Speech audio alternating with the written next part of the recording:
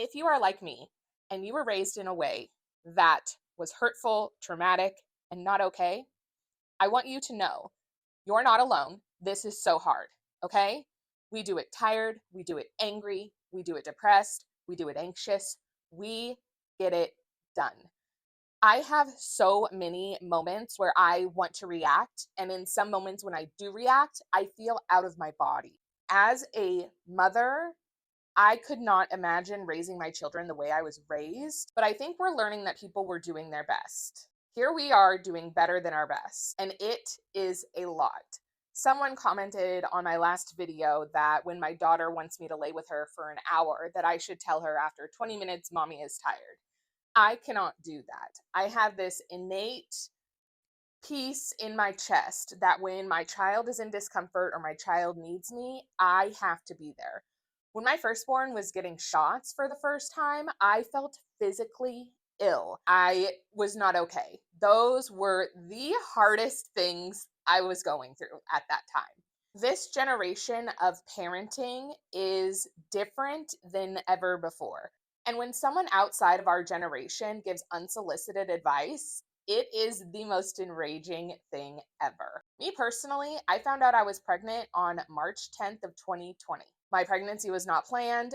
My pregnancy was traumatic because within 2 weeks of finding out I was pregnant, the world shut down. The mind fuck of that entire situation is something I still don't think I have processed. Because how can you process something like that? Even if someone had a child 10 years ago and they try to give you unsolicited advice today, it is not the same.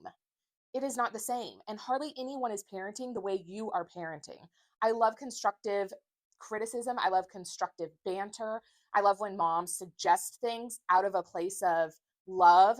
But when people are suggesting things out of a place of this is a better way of doing it, the rage inside is real.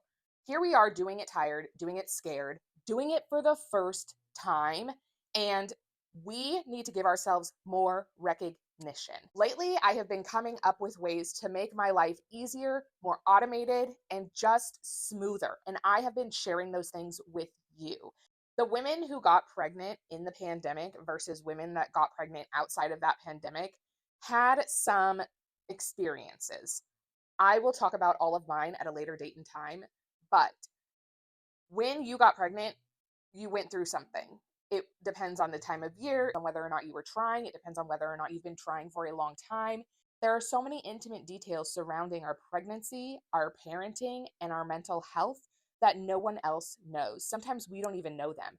But I just want you to know that at the end of the day, when you're tired and you can't even bring yourself to brush your teeth because it's been that hard of a day, you did it. You got through that day. You carried yourself through that day. You survived that tantrum. You cooked that dinner for the 400th time. You cooked two dinners. You picked them up.